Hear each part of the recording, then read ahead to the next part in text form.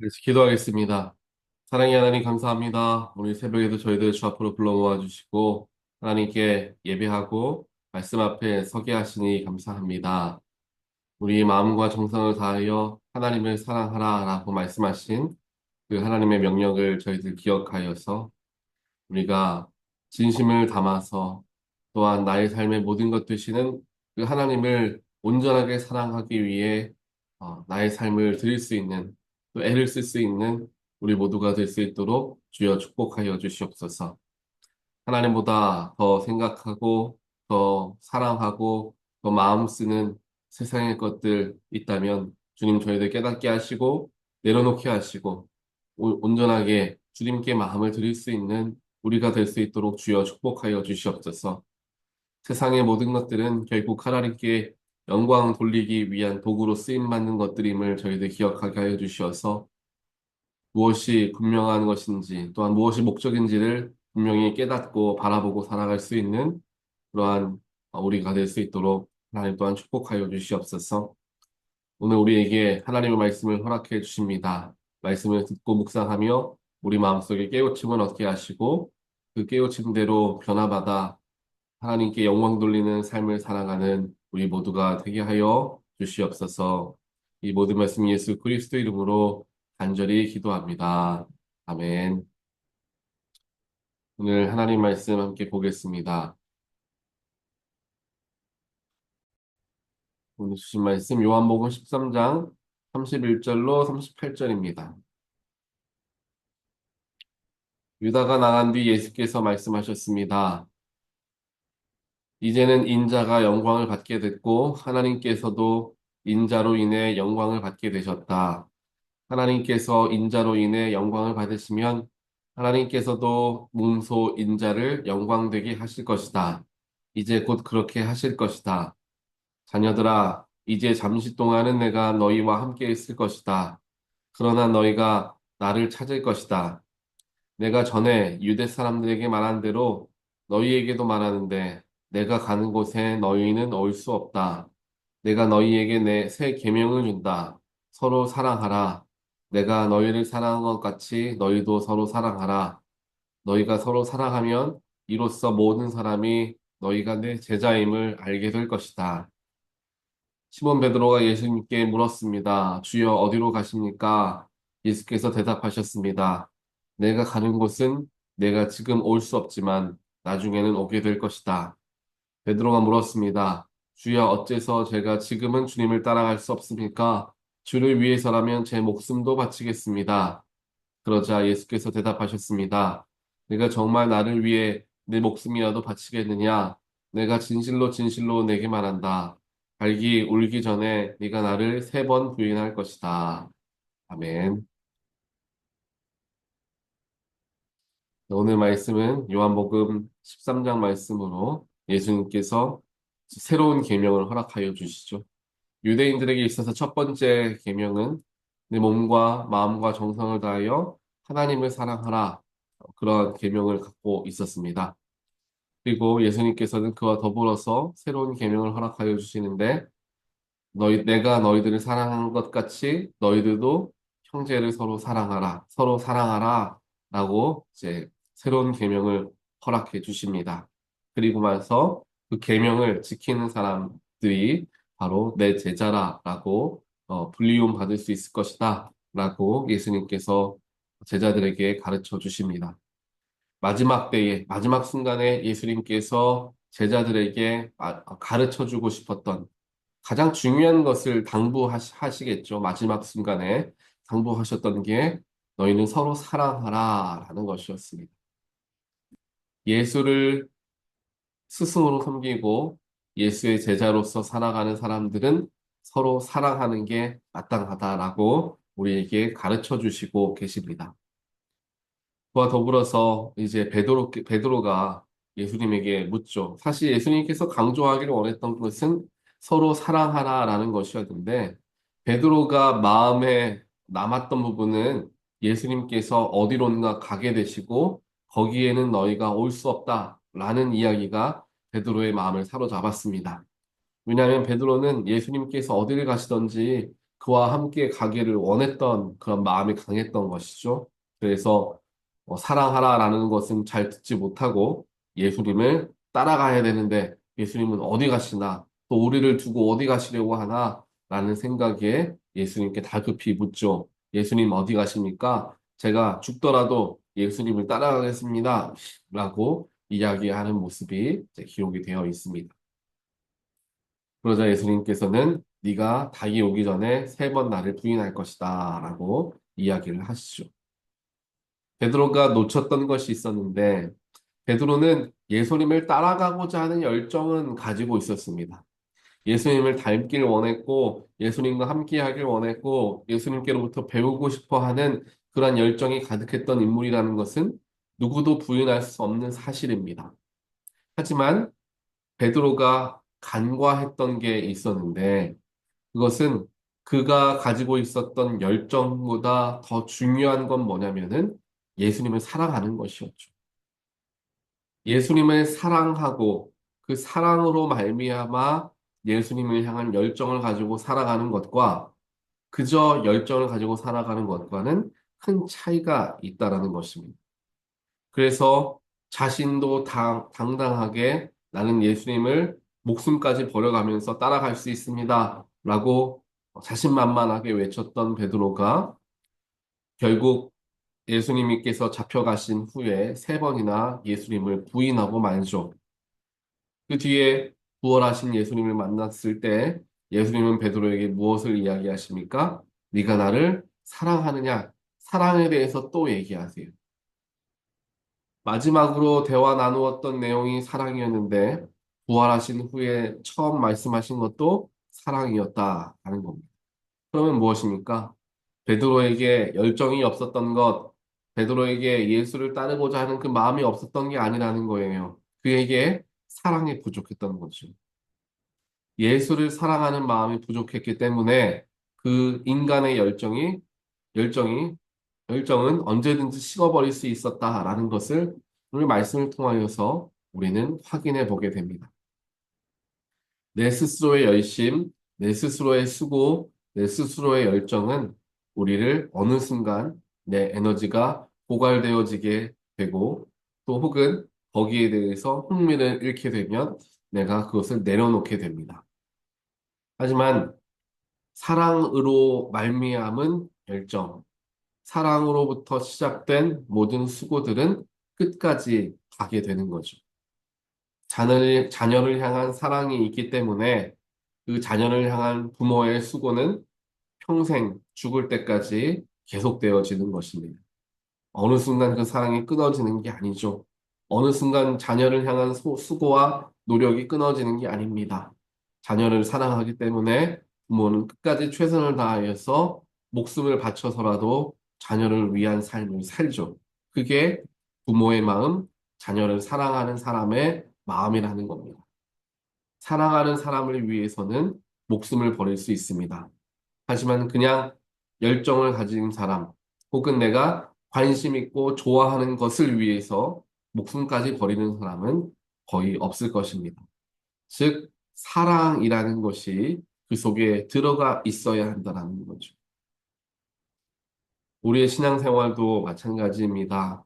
우리가 하나님을 섬기고 하나님을 위해서 여러 가지 맡겨진 사역들을 감당하는데 그 사역이 내 열심으로서부터 시작되거나 또 그렇게 진행되고 있거나 혹은 내 열정으로 그냥 부딪혀서 내가 잘 한번 해봐야 되겠다라는 마음으로 하나님의 일들을 하게 되면 어느 순간 넘어지는 때가 찾아올 수밖에 없습니다.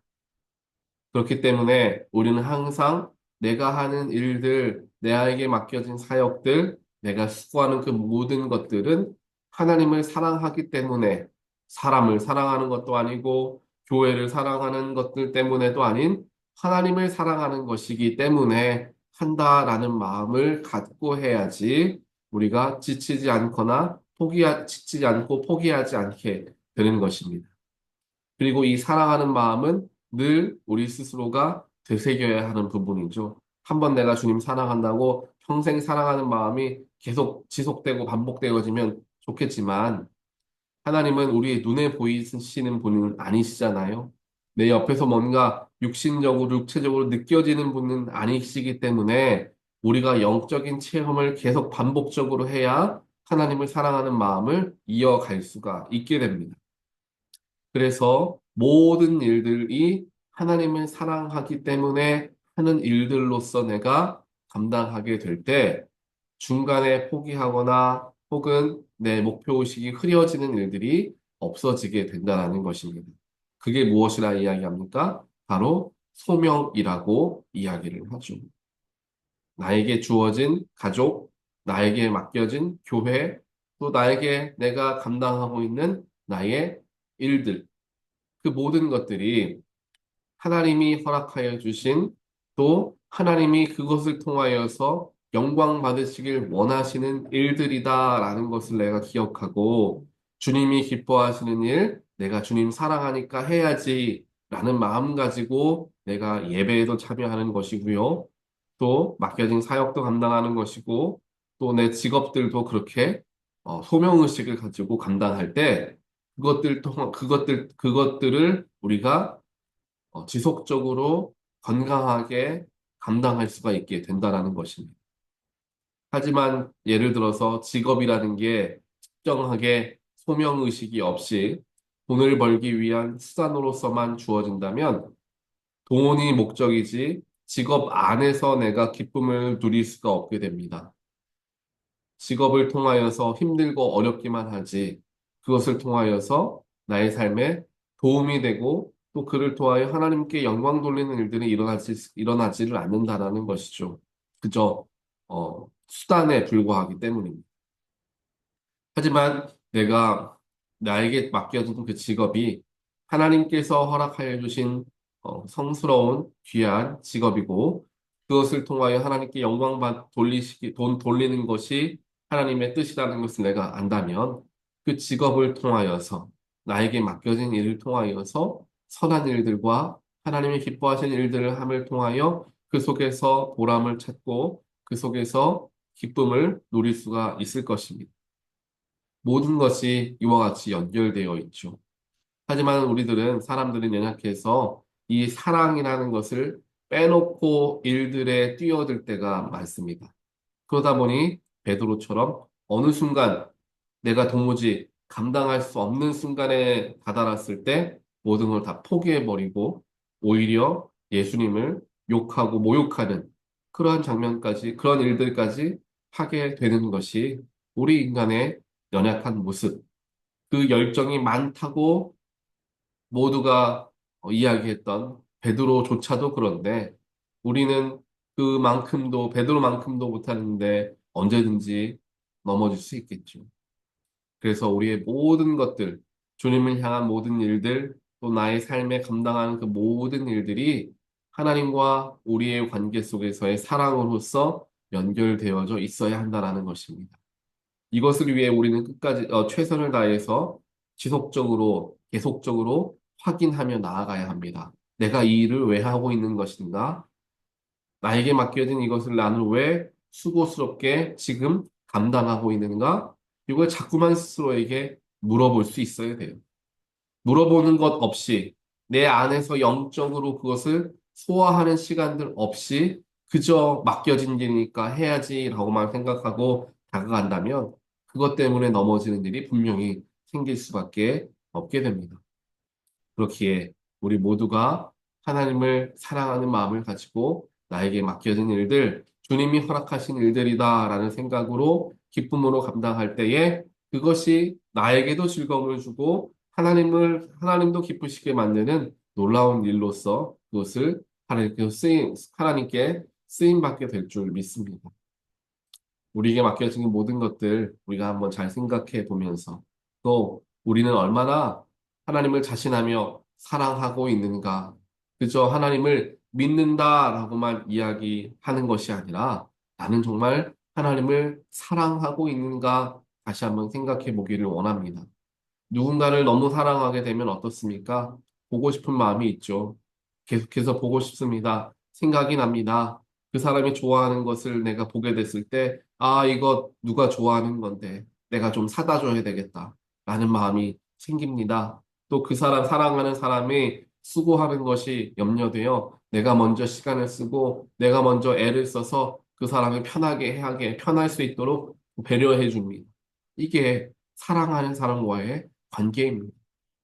하나님과 우리의 관계가 바로 이러한 관계가 되어야 한다는 거죠. 나의 일상 속에서, 하나님이 기뻐하시는 건 이건데, 나는 참 연약한 것을 깨닫고, 나의 부족함을 이제 하나님 기뻐하시는 것으로 변화시키는 일들을 하게 되겠죠. 하나님이 기뻐하시는 일은 무엇일까? 하나님이 좋아하시는 건 무엇일까? 하나님께 어떻게 내가 영광 돌릴 수 있을까? 나의 일상에서 하나님을 생각하고 하나님을 떠올릴 수 있게 되는 것이 진짜 사랑이다라는 거죠. 그 사랑함의 감정을 우리가 느끼려면, 영적인 사랑을 우리가 갖게 되려면 가장 먼저 하나님이 우리를 사랑하는 것을 깨달아야 합니다. 예수님이 나를 사랑하는 것을 마음 깊숙이 느낄 수 있어야 돼요. 우리의 부족함에도, 우리의 죄악됨에도, 우리의 연약함에도 나를 사랑하시어서 오래 참으시고, 위로하시고, 용서하시고, 품어주시는 나의 아버지 되시는 사랑의 하나님을 만나야 돼요. 십자가에서 나를 사랑하셔서 모든 물과 피를 쏟으시고 모든 모욕을 다 당하시고 힘들게 돌아가신 그리고 부활하신 예수님이 나를 위해 죽으셨고 나를 위해 부활하셨다라는 것을 내가 느껴야 돼요. 나는 사랑받는 사람이구나라는 것을 느껴야 우리도 사랑할 수가 있게 됩니다. 그렇게 하나님의 사랑을 내가 먼저 경험하고 그 경험한 사랑에 감사한 마음으로 그래, 저도 주님을 사랑합니다. 베드로의 고백과 같은 고백들이 우리에게서부터 나오는 거죠. 베드로를 자신을 예수님을 3번 부인한 베드로를 책망하지 않고 그에게 용서와 사랑으로 다가가셨던 예수님의 모습을 통하여서 베드로는 예수님이 정말 나를 사랑하시는구나 라는 것을 깨닫게 되었고 본인도 예수님을 사랑한다라고 고백할 수 있게 되었습니다. 예전에는 그냥 마음의 열심, 마음의 열정만 가지고 달려들었지만 이제는 사랑함으로 나아갔습니다. 사랑함으로 나아가니 결국 열정으로 있을 때는 목숨을 버리지 못했지만 사랑으로 나아가니 목숨까지도 버리게 되었던 베드로의 모습을 보며 우리 역시 주님의 사랑을 받고 주님을 사랑하는 관계, 그러한 관계로 살아가는 것이 우리가 진정한 예수의 제자된 삶이 되는 것이고 그것이 나에게 가장 가치 있고 의미 있는 삶의 목표가 된다라는 것을 기억하며 오늘도 나를 사랑하여 주신, 나를 먼저 찾아와 주신 예수님을 기억하고 그 주님, 나도 사랑하길 원합니다. 사랑의 마음을 우리에게 허락하여 주시옵소서 성령께 기도하며 나의 일상에서 하나님을 발견하고 예수를 떠올리고 맡겨진 일들 주님 기쁘시게 하는 마음으로 감당한다라고 생각하며 감사함으로 감당하게 되는 저와 여러분의 삶이 되시기를 주님의 이름으로 간절히 축원드립니다. 같이 기도하겠습니다. 사랑의 하나님 감사합니다. 오늘 말씀을 통하여서 하나님께서 우리에게 가르쳐 주신 사랑에 대해서 다시 한번 생각해 보게 되었습니다. 주님이 우리를 먼저 찾아와 주셨고 고와 같은 우리들을 자녀 삼아 주셨으며 사망의 그늘에 앉아 슬피 우는 우리들을 생명의 길로 인도하여 주셨습니다. 그 십자가의 희생과 그 사랑의 표현을 통하여서 우리가 주님의 사랑을 입게 되었고 주님의 사랑을 알게 되었습니다. 하나님, 사랑받은 우리들이 주님을 그와 같이 또한 사랑하게 되기를 간절히 소원합니다. 맡겨진 수많은 일들, 세상적인 일들이라고 생각하는 것이 아니라 주님이 허락하여 주신 일이라고 생각하고 내 열정으로, 내 수고와 노력으로 그것을 감당하는 것이 아니라 주님 사랑하는 마음으로 모든 것들 감당케 하여 주시어서 나의 삶의 곳곳에서 드러나는 하나님을 발견하게 하시고 또한 그를 통하여 하나님의 기쁨이 되기 위하여서 내가 더 마음을 쓰고 더 나의 삶을 드릴 수 있는 그러한 예수님의 모든 제자들 되어질 수 있도록 하나님 축복하여 주시옵소서.